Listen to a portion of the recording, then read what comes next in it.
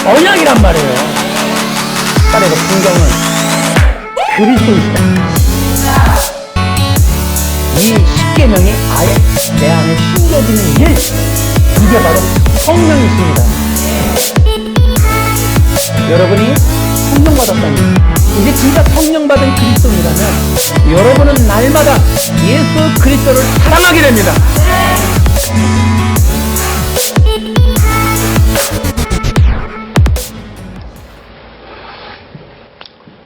기독교 신앙에 있어서 여러분 굉장히 중요한 주제는 율법입니다. 이 영상을 보시는 분들, 또 멀리 떨어져 있는 우리 영적인 가족들, 늘 우리가 함께 이러한 진리로 교제를 하고 있지만은, 저는 항상 늘 계속해서 강조하지만은, 이 율법의 이해는 기독교 신앙의 뼈대와 같다. 율법을 어떻게 이해할 것인가 하는 부분, 이런 것들이 율법이라고 하는 것을 바르게 이해하면요, 이단 구별하는 것, 이단들이 들어오지를 못해요. 예를 들어 창세기 3장에 이 사탄은 하나님의 언약의 말씀 창세기 2장 17절을 뒤틀어서 결국은 그것을 문자, 인본, 율법화하는 그런 해석을 통해서 율법주의를 생산해낸단 말이에요. 그래서 그 안에 언약과 그리스도를 빼버리고 껍데기, 아무것도 없는 껍데기만 달랑 남겨놓고 문자만 달랑 남겨서 사람이 지키면 의롭게 된다라고 하는, 선악과를 안 먹으면 영생 얻을 거라고 하는 껍데기를, 여러분, 선악과 언약의 행위 언약과 선악과 언약을 안 먹으면 영생 얻었을 것이라고 하는 이 율법주의적인 해석은 로마 카톨릭 예수의 작품입니다, 여러분. 선악과 언약을 누구나 다 문자로, 여러분, 그 사탄의 전략에 껍데기만 달랑 남겨놨어요. 그래서 여러분, 이 율법을 이해하는 것은 굉장히 신앙에서, 기독교 형성 신앙에 중요하다. 이제 뒤로 가면서 조금 더 설명해 보도록 하겠습니다. 오늘 주제는 그렇습니다.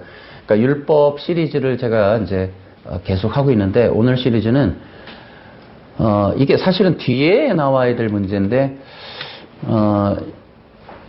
율법을 이해하는 측면을 좀 강조하는 내용이 들어있어서 좀 앞에서 하고, 또 다른 또 설교를 이제 마태복음에 있는 내용을 이제 다음에 또 해보도록 하겠습니다. 그래서 이제 그리스도인들이 믿음으로 구원을 받았으니 이제 율법이 필요 없는가? 이제 율법을 지키지 않아도 되는가? 여러분, 이 문제 때문에 구원파, 알미니안 다 나오는 거예요. 예수 믿은 성도들은 구약 성경을 안 지켜도 되는가?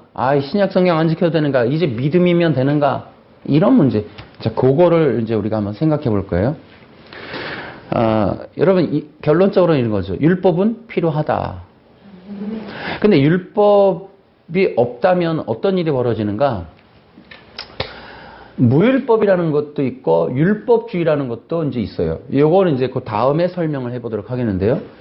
여러분, 사람이라는 게 법이 없으면, 여러분, 누구나 사람을 죽여도 되고 때려도 되는 법이, 그냥 그렇게 때리지 말라는 법이 없다면, 때려서 뭐 징역 5년 이런 법이 없다면 여러분 누구나 막 때릴 거예요.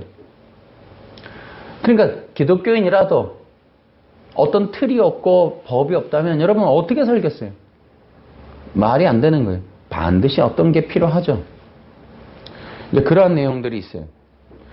이제 그런 것들을 우리가 이제 한번 볼 때, 그렇기 때문에 어쨌든 결론적으로 그리스도인에게 율법은 폐해질 수 없다라는 거예요. 자, 그럼 첫 번째, 여러분들 가지고 있는 거 1번, 율법의 필요. 이 부분을 한번 잘 이해해 보세요. 먼저는 여러분, 선악과 언약을 한번 생각해 보세요. 율법의 필요는 이런 거예요. 사람이 이렇게 진흙으로 만들어졌어요.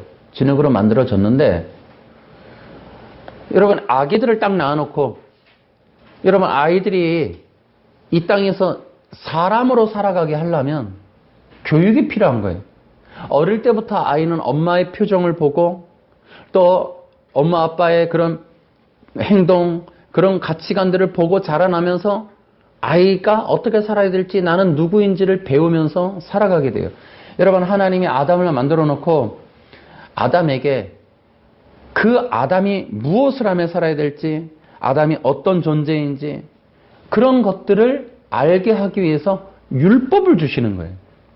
율법은 인간에게는 길이 되고 생명이 되고 또한 보호막이 되는 거예요. 그러면서 율법은 방향성, 정체성, 또 사명, 이런 것들을 알게 하는 종합적인 거예요. 여러분 보세요. 사람들이 이렇게 살아갈 때 영혼에 빈 영혼으로는 살 수가 없어요. 이 마음도 마찬가지. 이 마음에 무엇인가를 채워야 돼요. 이 정신 속에 뭔가를 채워야 돼요. 그래서 사람들이 아무것도 갖고 있지 않으면 폐인이 되는 거예요. 그 사람이야말로 공황이 오는 거예요. 공황. 내가 내 마음 깊은 곳에 어떤 새겨진 가르침, 이끌림 받는 어떤 생각들, 이런 내 영혼의 생명력을 유지할 수 있는 어떤 율례, 규례, 계명, 율법이라는 게 반드시 인간에게는 필요한 거예요. 그런 것들이 부모님의 가르침이든 서당의 훈장님이든 교단의 선생님이시든 아니면은 인문학 강좌의 어떤 교수님이시든 그런 것들을 통해 사람들은 무엇인가를 끊임없이 공급받기를 원해요. 그런 것들이 새겨졌을 때 그런 것을 가지고 삶의 방향성을 정해요. 사람들의 생각에 무엇이 들어가느냐에 따라 누구의 가르침이 어떻게 들어가느냐에 따라 그 사람의 인생이 그림이 나옵니다. 지금도 많은 사람들이 철학과 사상에 물들어요. 그러면 그 사람들은요, 그 들어가는 것에 의하여 그림이 바뀌어요. 인생에 가는 길, 말하는 법, 추구하는 것이 완전히 뒤바뀌게 돼요.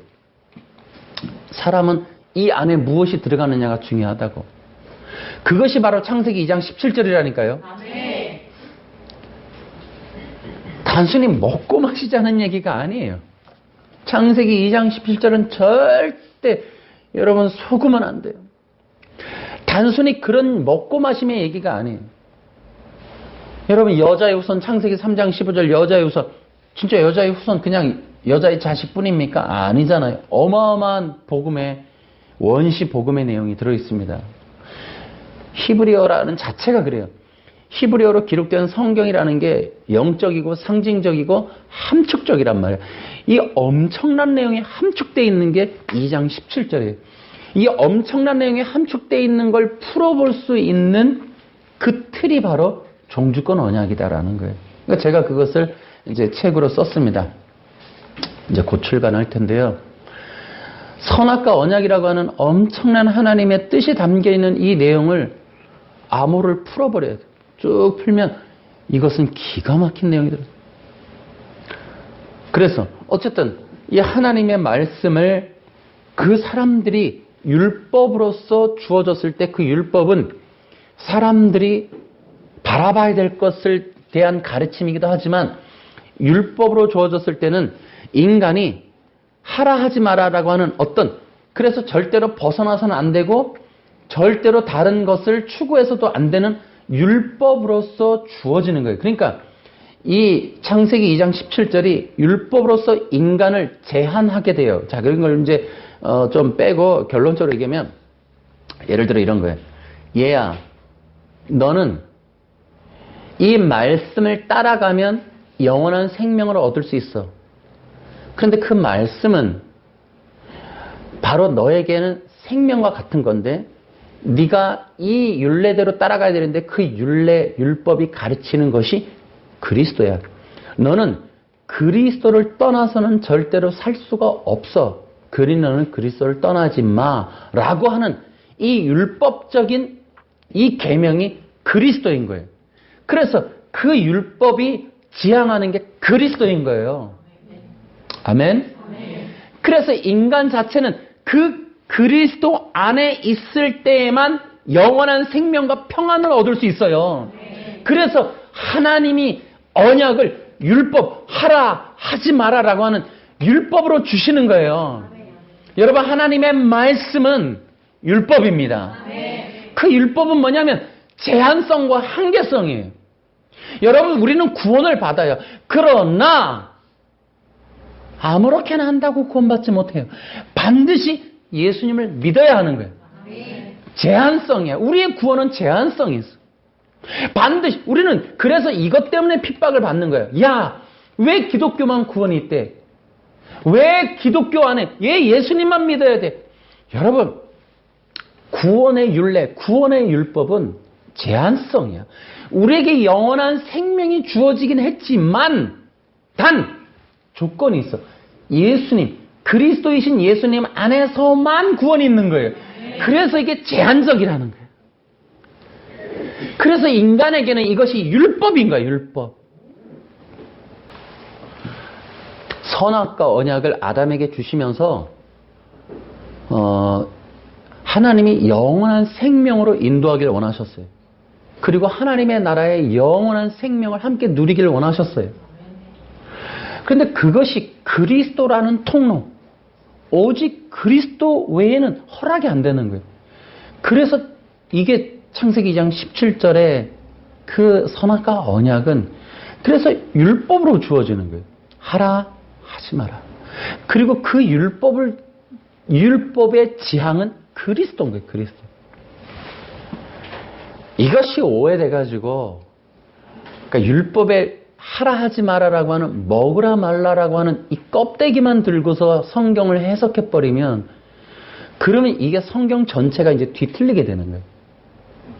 가장 큰 문제가 아담의 구원 다르고 그 이후의 인류의 구원의 방식이 다르다고 하는 거예요. 여러분, 제발, 이제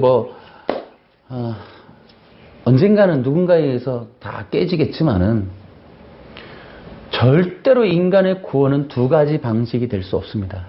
이 로마 카톨릭의 엄청난 이 작업에 다 속았어요.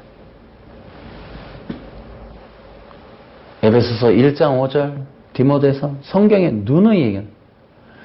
인간을 구원하기로 작정된 건 창세 이전에 그리스도를 통해서 하시겠다고 이미 결정된 구원 협약이 이미 결정돼 있어요. 그런데도 아담의 구원은 행위고 인류는 그 다음에 은혜 언약 안에 있으니 2장 17절 율법으로 그 다음은 복음으로 이런 식으로 나눠버리는 이 일이 얼마나 비성경적이고 얼마나 잘못된 것인지 여러분 명심해야 돼요. 그래서 이 두 가지의 작업, 창세기 2장 17절은 먹고 안 먹고에 대한 행동에 관련된 율법, 창세기 3장 15절은 복음, 은혜의 복음, 이렇게 나누는 것 때문에 여러분 수많은 이단들이 다 들어온 거예요. 여러분, 이것을 빨리 개혁하지 않으면 복음이 회복되기 어렵다. 저는 그렇게 보고 있습니다. 보세요. 율법은, 그러니까 우리에게 하나님의 말씀이 그냥 단순히 여러분 성경 말씀 이 정도가 아니에요. 여러분 보세요. 모든 성경이 그리스도를 말하고 있죠? 그 예수님이 말했으니까. 여러분, 이것이 이유가 뭐예요? 창세기 2장 17절과 그 다음에 창세기 3장과 이 바벨탑의 이야기들이 너무 극명하게 구별되는 거예요. 여러분, 창세기 3장, 2장의 이야기가 인간에게 거부당하는 건 하나님의 말씀의 제한성과 한계성 때문에 그래요.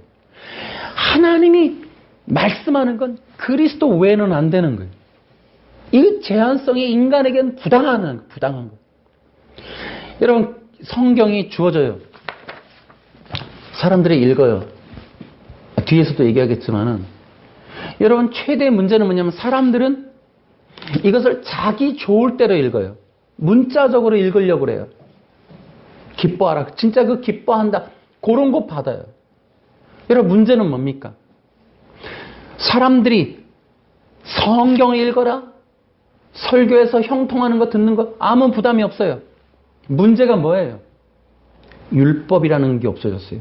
다시 말하면 성경을 통하여 제한되는 법은 절대로 머무르지 않아요. 받아들이지 않아요.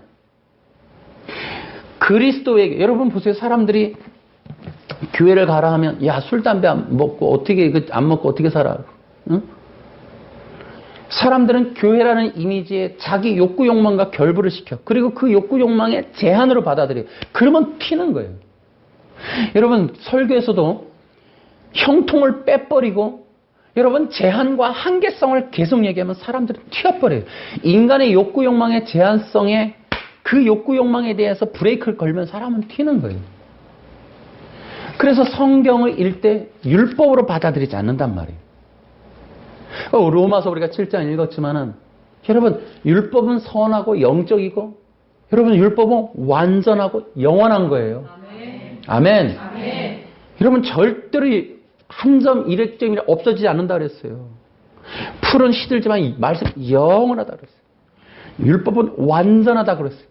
율법은 영적이며 선하다고 했습니다, 여러분.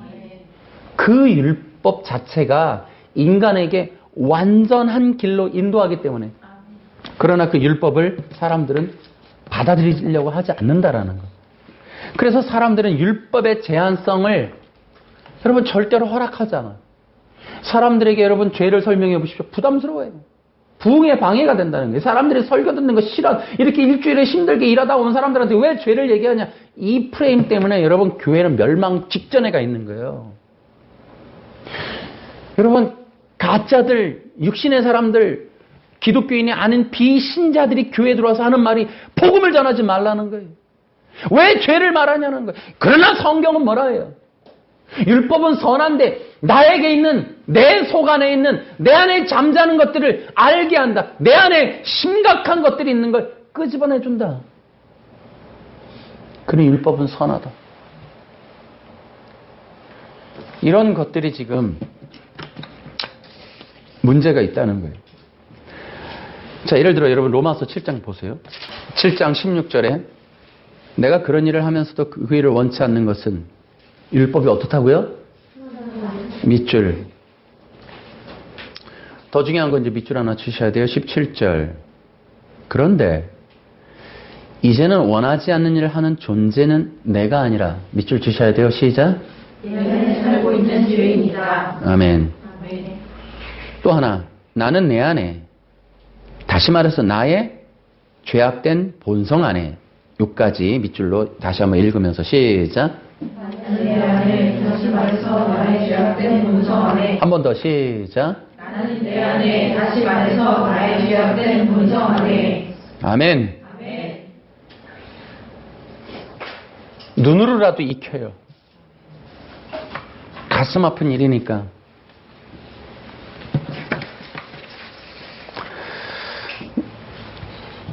이게 바로 두 개의 법이에요. 자, 보세요. 로마서 7장에서 바울은 놀라운 얘기를 해요. 그리스도인들 안에는 두 개의 법이 있다는 거예요. 하나는 마음의 법과 몸 안에 있는 죄된 본성의 법. 그 둘이 충돌을 한다는 거예요.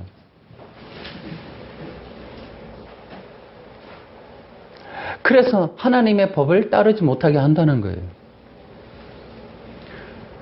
여러분 일반인들은 하나의 법만 존재합니다.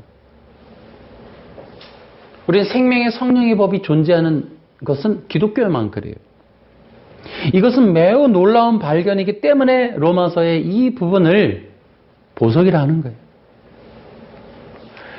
율법의 필요가 바로 이것 때문에 여러분 보세요. 아주 중요한 거죠.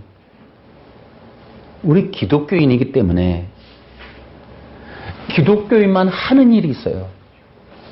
우리 기독교인이기 때문에 우리의 깨달음이 어디로 가 있느냐? 아, 인간에게는 죄된 본성이라는 게 존재하는구나. 이 말을 하는 것은 기독교인이에요.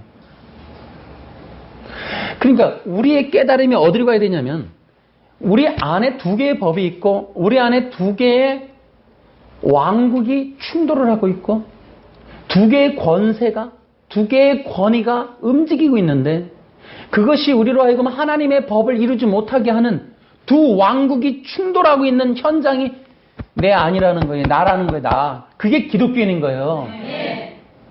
이 얘기를 강조하는 이유는 여러분 그렇기 때문에 기독교인의 중심성, 방향성, 전쟁터, 또 가치, 그것은 우리의 내면의 영적인 것이 되어야 하는 거예요.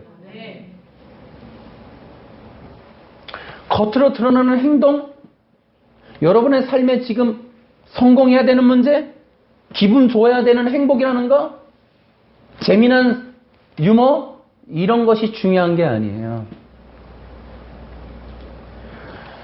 인간의 궁극적인 문제는 뭐냐? 인간 안에 내재한 죄라는 거예요. 인간을 정말 위험에 빠뜨리고 심지어 이 땅에서 정말 고통 가운데 살게 할 뿐더러 영원한 죽음으로 이르게 하는 실체가 있는데 그게 죄라는 거예요. 죄. 기독교가 하는 일이 뭐냐면 그런 거에 대한 영적인 상황을 이해하고 그렇게 죄와의 싸움을 싸우겠다라고 출정식을 가진 게 기독교인인 거예요. 복, 형통. 일주일 동안 힘들게 일하고 하는데 위로의 말씀을 주셔야죠. 안 해요. 당신의 궁극적인 문제는 죄이기 때문에 하나님이 2장 17절 주신 게 바로 그런 문제. 이거 다 뒤틀어버린 거예요. 저도 목회 초기에 이 죄 문제를 얘기했다가 참 반격을 많이 받았어요. 한번 더 시험해보고 싶어요. 저는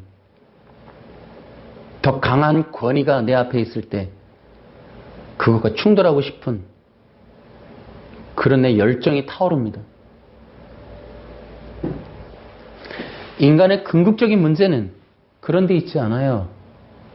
육신적인 형통. 여러분, 이것은 잘못된 거예요. 그래서 제가 거기 영적인 기독교라고 써놨죠. 원래 기독교는 영적인 거예요.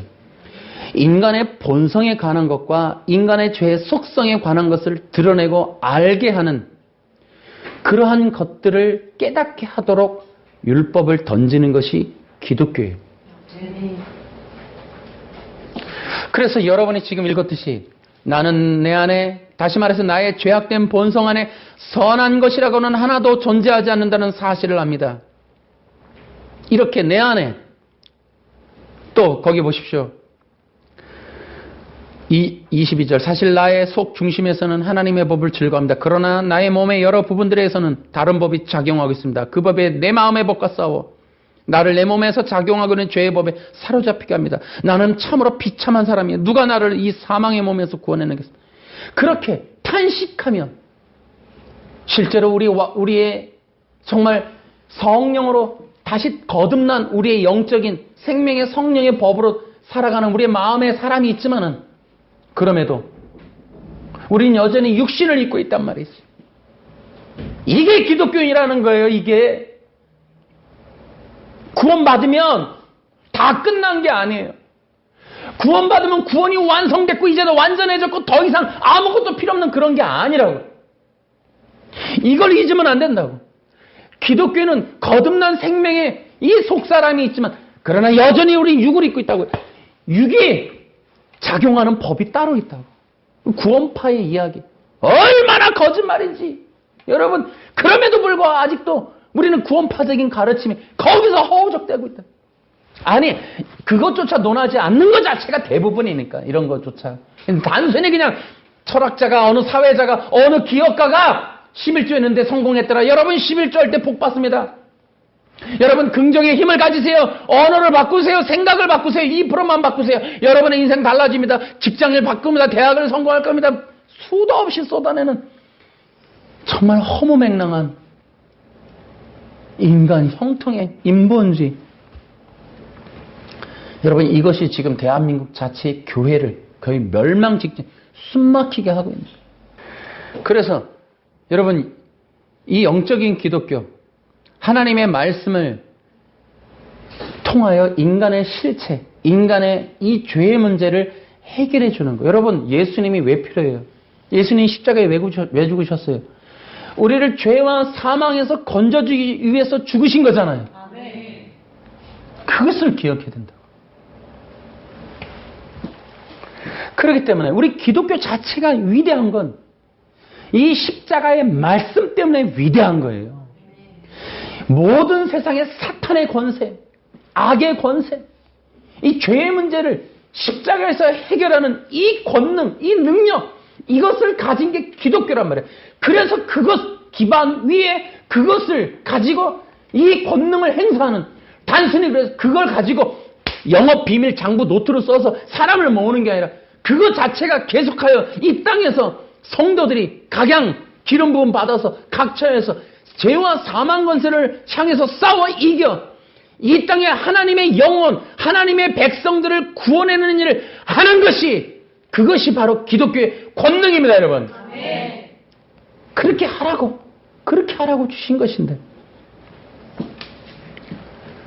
그래서 성도들이 성령 받고 성령의 인도하심에 따라서 육체의 소욕을, 육체의 욕망을, 그것을 이루기 위한 삶이 아닌 거룩한 하나님의 뜻을 이루며 사는 그러한 삶을 살게 되도록 만들어 놓는 것이 바로 기독교의 역할입니다, 여러분. 아멘. 이런 것들이 다 오해돼가지고 잘못된 것들이 어디서부터 시작되느냐? 바로 율법의 이해. 율법이 없는 기독교. 그래서 여러분, 이제 뭐냐면은 사람들이, 기독교인들에게 문제가 몇 가지가 있어요. 사람들이 자기 욕망에 부합하는 설교나 가르침이나 성경 말씀은 좋아해요. 그런데 하나님의 말씀을 율법의 제한으로는 받으려고 안 한다는 거예요. 성경을 율법으로는 듣지 못하는 거예요. 이게 사탄의 역사예요. 사탄이가 해놓은 방식이 그거라니까요. 창세기 2장 17절에서 오직 그리스도 안에서만, 그리스도를 벗어나서는 안 된다. 그리스도에게만 생명이 있고 그리스도에게만 구원이 있고 그리스도에게만 영원한 하나님의 나라가 있다라는 이 제한성이 있는 율법, 이걸 빼버린 거예요. 빼버린. 그래서 사탄이가 하는 일은 율법을 제거하는 거예요. 교회에서, 성도에게서, 기독교에게서 율법을 제거해요. 여러분, 심지어 동성애 내가 또 전에도 얘기했지만 이게 뭡니까? 사람들이 하나님의 말씀에 하지 마라 그랬더니, 야, 하나님의 말씀이 진리인 게 맞냐? 하나님의 말씀이 진짜 그렇게 기록되어 있느냐? 그 말씀이 진짜 그 말씀이냐? 끝없이 이 율법, 하나님이 정해놓은 말씀에 대한 부당성, 불합리함, 불완전함 계속 공격해서 성경 자체를 부정해버리는 거예요. 이것이 뭐예요? 그래서 사람들로 하여금 율법에서 자유케 하는 거예요. 그렇게 해도 저 절대 지옥 가지 않아. 죽지 않아. 너 그것은 문제가 되지 않아. 너에게는 태어날 때부터 넌 그런 사람이니까 아무 문제가 없어. 그런 거 해도 넌 괜찮아. 왜? 죄가 아니야. 왜? 태어날 때부터 그런 걸 어떻게 해? 그러니 너는 그것이 죄가 될 수가 없어. 너 자체가 DNA가 그렇게 돼 있는 거야. 하나님의 창세기 3장의 사탄의 일을 지금 그대로 세상에서 반복하고 있는 거예요. 근데 그 일이 교회에서도 일어나고 있대요. 여러분, 교회에서도 가장 큰 문제가 성도들에게서, 교회에게서, 기독교에게서, 설교에서 율법을 제거하는 일이에요. 제한성을 자꾸 빼는 거예요. 인간의 욕구 충족을 위해서 제한되거나 거치는 일을 자꾸 없애는 일을 하는 거예요. 설교가 하나님의 그 언약의 중심성을 제시하는 게 아니라 그걸 빼버려요. 자꾸 설교가 무율법주의로 가버리는 거예요. 그러니까 율법을 제거하고, 아니, 성경을 빌미로, 다윗의 이야기를 빌미로 인간의 형통이 어떻게 응답받게 되는지, 어떻게 이루어지게 되는지, 인간의 비전이 어떻게 이루어지는지, 이게 철저한 이 왜곡이, 창세기 3장의 왜곡이 얼마나 심각하게 일어나는지 모른다는 거예요. 여러분, 하나님의 말씀은 우리에게는 율법으로 받아들여져야 돼요. 아멘? 아멘. 명심하세요. 여기가 내가 늘 얘기해, 다시. 요게 싸움이라니까요. 성경을 문자로 그냥 읽어내는 책으로 보면 안 된다는 거예요. 그래서 내가 지금 이 율법 시리즈의 두 번째가 성경 해석에 대한 게 나와. 성경 해석과 율법. 자, 그러니까 성경 해석을 보세요. 내가 또 반복, 또 기억하세요. 창세기 2장에 하나님은 그 말씀을 언약으로 담아놨어. 율법이며 언약이며 복음이라니까요. 네. 그 창세기 2장 17절은 그리스도의 말씀이에요. 네. 그리스도의 복음이며 그리스도의 율법입니다. 인간 자체의 영원한 생명의 이야기는 그리스도 안에 유일하게 그래서 제한성을 둔 거예요. 그거를 창세기 3장에서 사탄은 문자화한단 말이에요. 사람들로 하여금 자기가 잘 되는 방향이, 잘 되는 원리, 잘 되는 토대로서의 그 말씀을 이용해 먹는단 말이에요. 사탄이가 그걸 속였단 말이에요. 너 그거 먹으면 하나님처럼 될 수 있는 비밀인데 하나님 그거 알고 못 먹게 하는 거야. 그러니까 그 말에는 여러분이 자꾸 성경을 대할 때 나에게 좋은 걸 찾기를 하는 게 그 사탄이가 그렇게 해놨.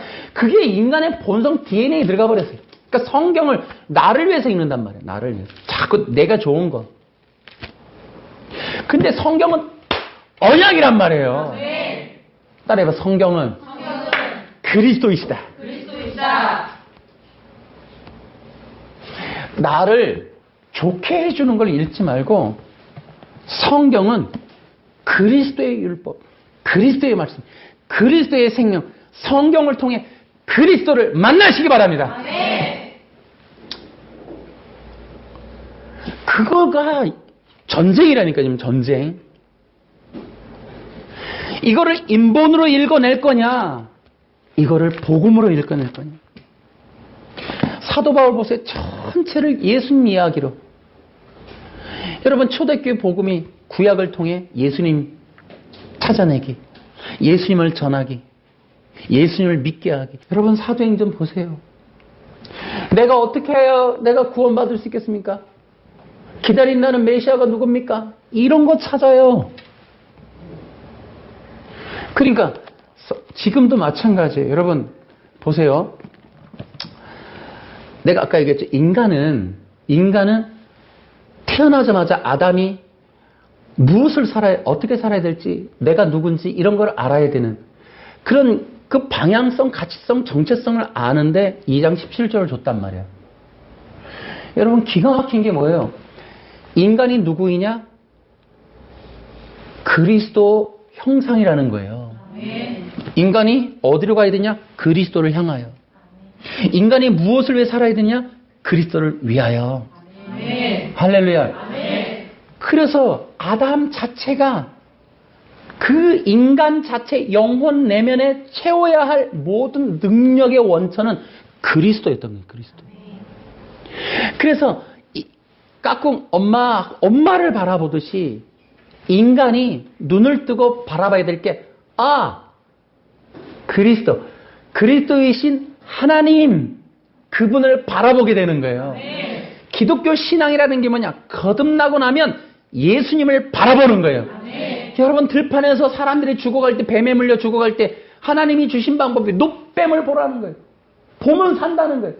사람들의 영혼의 눈과 귀와 마음을 그리스도에게, 그리스도의 형상인 노뱀을 바라보게 하는 거예요. 그래서 요한복음 3장에 노뱀처럼 들려야 하리니, 예수님이. 그러니까 예수님의 형상화된 노뱀을 바라보게 하는 게 광야 백성들이 해야 할 일이었던 거예요. 하나님은 계속 그리스도를 바라보게 해요. 끝없이 상징성, 만남의 추락을 통해 물에서 이 던져진 나무떼기를 통해 계속해서 그리스도 한 분을 바라보게 하는 거예요. 거듭난 영혼들은 십자가를 바라보는 거예요. 끝없이 주 예수 그리스도를 바라보는 거예요. 그것이 바로 아담에게 이루어지는 일이래요. 그러니까 거듭났다, 기독교인이다. 여러분이 해야 할 일은 오늘 여기 축복된 말 찾아내는 게 아니고, 나 심령이 공부하는데 위로의 말, 그런 게 아니에요. 여러분 기억하세요. 기독교인에게 최고의 위로는 그리스도이십니다. 그리스도인의 심령에 채워져야 될 핵심이 그리스도예요. 그분이 들어와야 되는 거예요. 그 예수님과의 교제, 그 살아계신 예수님이 내 안에 들어와서 내 안에 성전에 그분이 나로 먹고 그분도 나와 함께 거하시는 영적 연합을 이루는, 이것이 기독교가 하는 일입니다, 여러분. 그렇게 하라고. 그래서 그리스도인들에게 있어서의 가치는 그리스도, 방향성도 그리스도, 정체성도 그리스도인, 사명도 그리스도를 전하는 일, 그리스도를 예배하고 그리스도를 닮아가는 그리스도 형상을 완성하는 일, 이것이 사명. 그래서 그리스도인들에게는 그래서 예수님이 성경을 통하여 자기 자신이 기록되었다. 여러분 그래서 성도들은 그리스도를 향해야 됩니다. 그 지향점. 그런데 여러분 교회 안에 이런 게 있어요. 거듭나지 않은 가짜들의 특징이 있어요. 율법을 거절해요. 그리스도라고 하는 그 제한성, 그리스도를 섬기고 그리스도 안에서 거룩한 삶, 그리스도와 같지 않은 그리스도를 순종치 않는 것들에 대한 모든 것들을 금하게 하는 그리스도의 법을 거절하는 것, 그리스도의 율법이 던져졌을 때 반항하는 것, 다 거듭나지 않은 사람들이에요. 그래서 이 사람들의 신앙은 대부분이 무율법이에요. 무율법. 혹은 율법주의. 이런 것들이 바로 이 교회 안에 문제가 있는 거예요. 그래서 여러분 하나님의 백성들의 특징은 하나님의 말씀으로서의 이 성경 말씀을 율법으로 받을 줄 알아야 하는 거예요. 그걸 기뻐해야 돼요. 정말 성령의 기름 부음이 임하면 성령님이 우리를 어디로 끌고 가냐? 생명의 성령의 법으로 끌고 가요. 여러분 너무너무 감사한 건 성도들이 자원하여 그리스도에게 묶이는 걸 기뻐합니다. 그리스도와 연합되는 걸 기뻐해요. 그러나 거듭나지 않은 자는 그리스도가 부담스러워. 십자가, 죄, 구속, 거룩함 이런 게 부담스러워. 근데 기독교인, 진정한 기독교인은 예수님이 좋아. 예수님이 너무 좋아. 예수님의 지신 그 십자가 함께 지기를 너무 소망해. 그리스도 안에 묶이는 게 너무 좋아.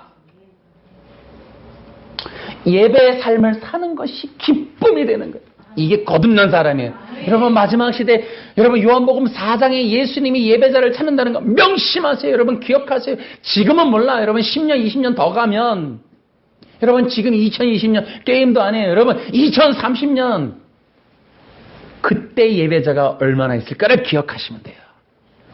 그래서 요한복음 4장의 외침은 공허하게 이 한반도를 휘감을 거예요. 예배자를 찾는다.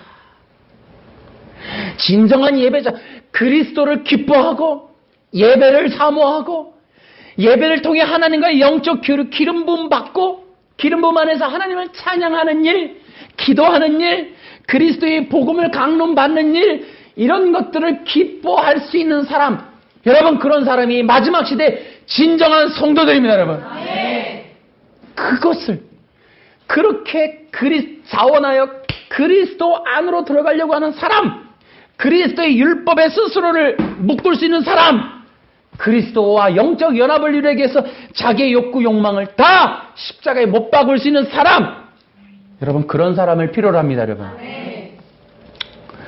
여러분들이 그렇게 되길 바라요. 저도 그렇게 되길 바라고.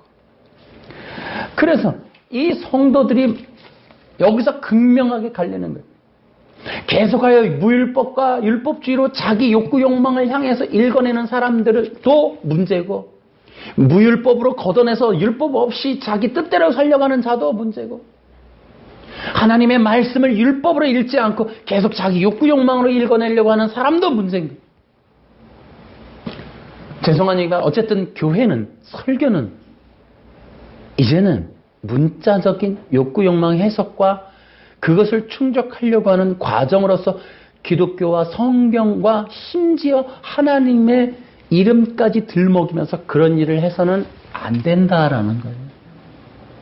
이해하시겠어요? 여러분들은 구별 좀 합시다. 저는 위로의 말, 유머 이런 거 안 해요. 여러분이 좋아할 만한 거 안 해요.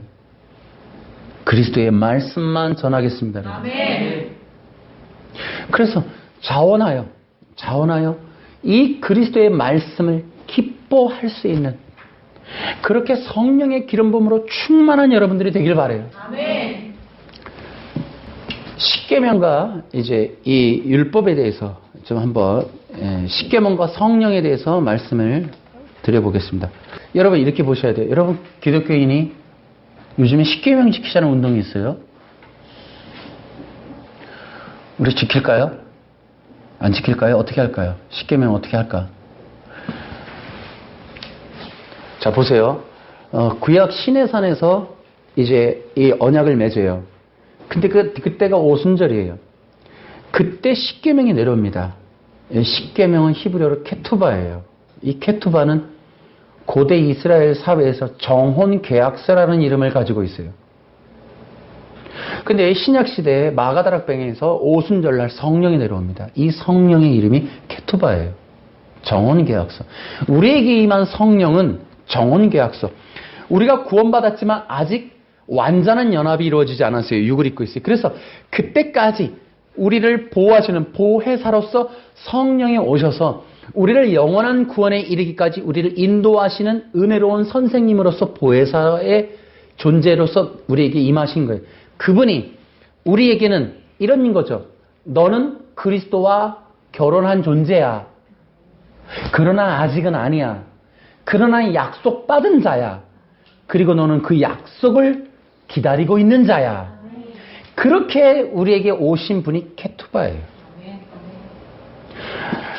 그러면 이 성령님이 뭘 하시냐? 누누이 얘기했죠.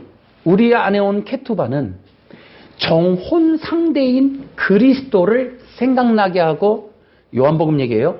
그분의 가르침을 기억나게 하고, 그분을 사랑하게 하고, 그분을 더 깊이 알게 하는 역할로서 케투바이신 성령님이 역할을 하는 거예요.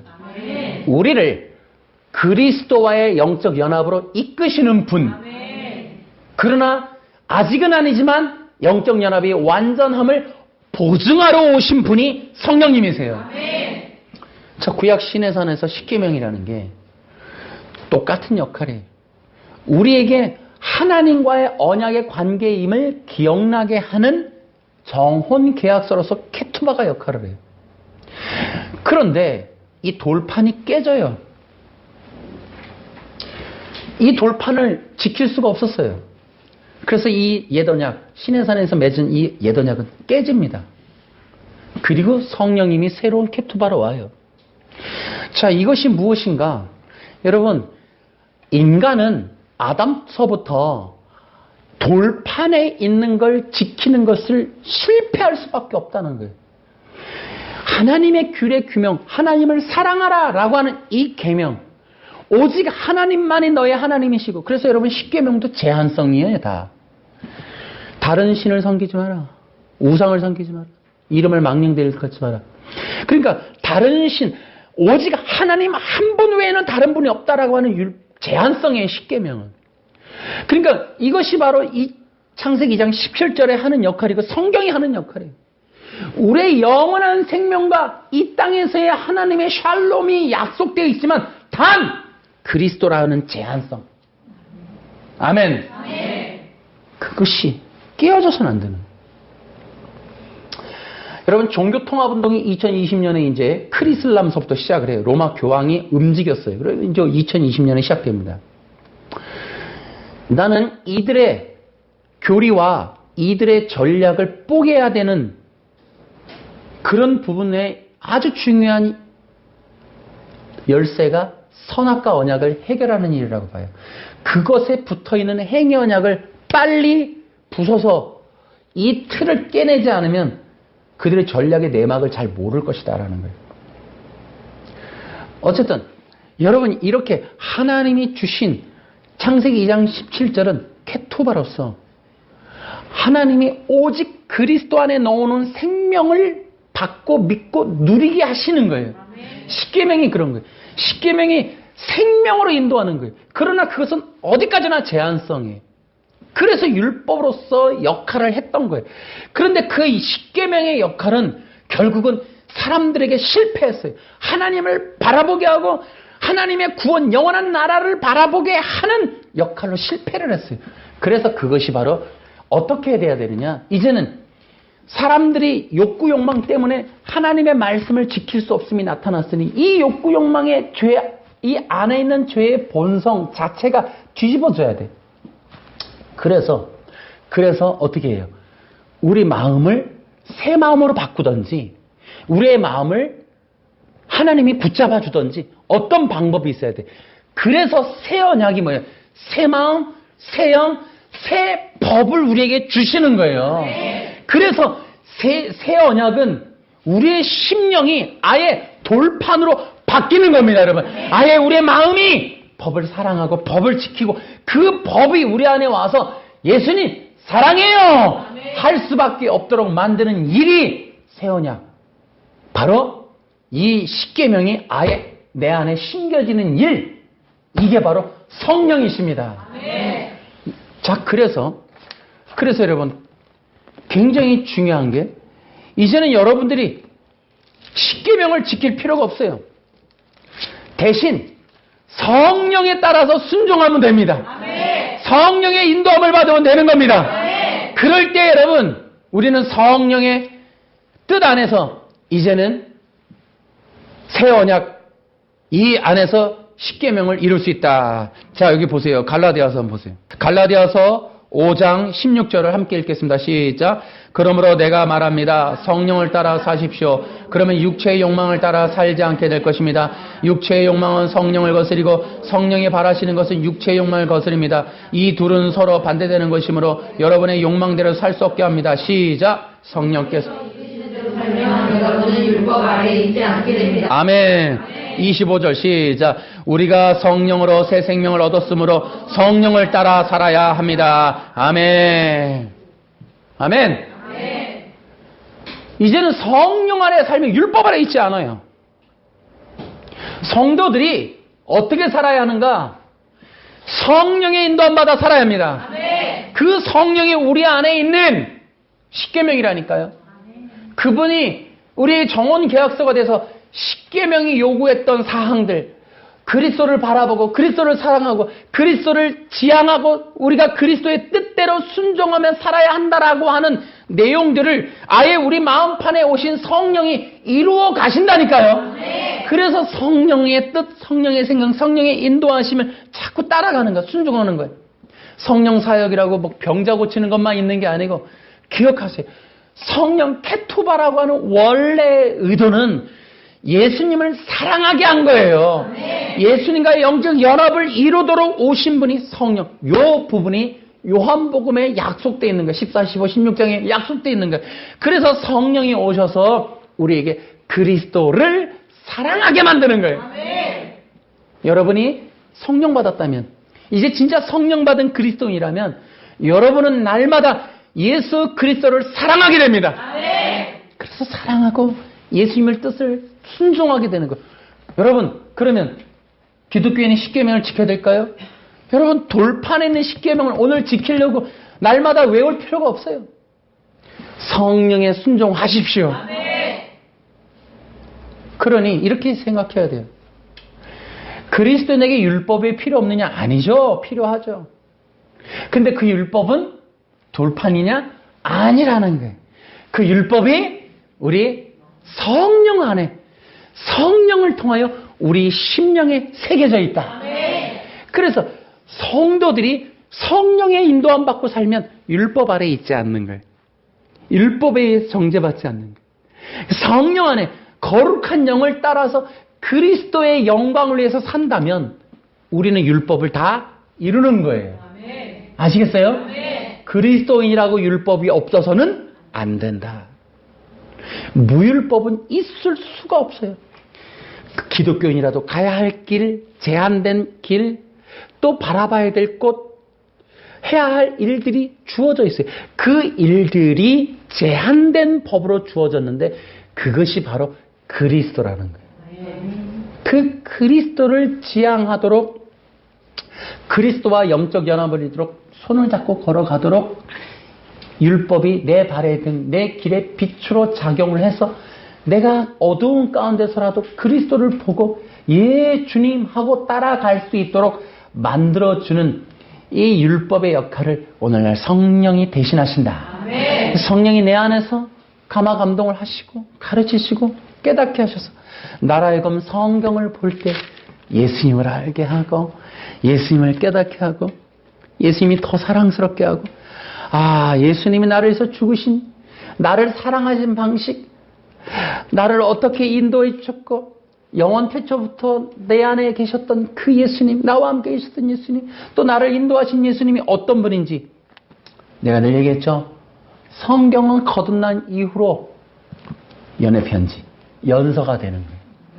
예수님을 사랑하는 하나님의 말씀, 율법으로서의 역할을 하게 된다. 내가 받을 축복, 성공의 비법, 오늘 내가 또 위로의 말, 그딴 그런 소리가 아니라 성경을 그리스도로 읽을 수 있는 그러한 기름 부음이 시대적으로 부어주고 있습니다. 아멘. 저는 찾고 싶어요. 성도들 중에 성경을 그리스도의 말씀으로 읽을 수 있는 사람, 성경을 읽으면서 내가 오늘 형통하겠지, 큐티 묵상하면서 오늘 나에게 주시는 말씀을 찾아서 내가 오늘 말을 바꾸고 생각을 바꾸고 하면 잘 되겠지, 오늘 내가 오늘 성공하리라. 여러분, 그런 묵상 큐티를 해서 로마 가톨릭이 신나하는 그런 거 하지 말고 성경을 한 절을 읽어도, 한 번의 설교를 들어도 그리스도의 말씀, 그리스도의 생명, 그리스도의 십자가, 이 그리스도의 십자가의 말씀을 기뻐하며, 그래서 그리스도의 사랑의 말씀 때문에 이 송이꿀처럼 단 그 말씀, 하나님의 생명의 언약의 말씀, 그것으로 읽을 수 있는 여러분과 제가 됩시다. 아멘. 그래서 율법은 전쟁의 전쟁. 이 율법이라는 것을 어떻게 이해하느냐? 율법 이해라고 하는 이 단어. 율법을 어떻게 이해할 것이냐? 이 인본주의, 사탄이가 만들어서 보급했던 인본주의, 율법주의. 그래서 장로들의 전통 만들어 문자만 딱 알맹이, 신앙의 대상, 신앙의 언약 싹 빼버리고 문자만 남겨놓고 안식일을 지키고 금식을 하면 의로워지면 구원 얻어, 율법주의로 만든 것과 율법은 필요 없어, 율법 자체를 걷어내는 무율법주의로 만들어 놓은 것, 구원파처럼 무율법, 예수 믿었으니 율법 이제 필요 없어, 나는 이제 그러니 죄가 없어, 회개도 필요 없어, 구원자도 필요 없어, 너는 완전해. 이딴 완전 사탄의 말들을 퍼붓고 있는 이 구원파적인 요소가 무엇인지 문제인지를 알고 글로 빠져들지 않으려면 성경에 있는 이 율법 이해가 바르게 돼야 되겠다. 아멘. 우린 절대로 기억하셔야 돼요. 율법주의와 무율법주의는 신앙의 대상인 그리스도와 신앙의 내용인 언약을 빼버리면 껍데기만 남는 게 무율법과 율법주의. 그리고 나면 남는 건 인간의 욕구, 욕망.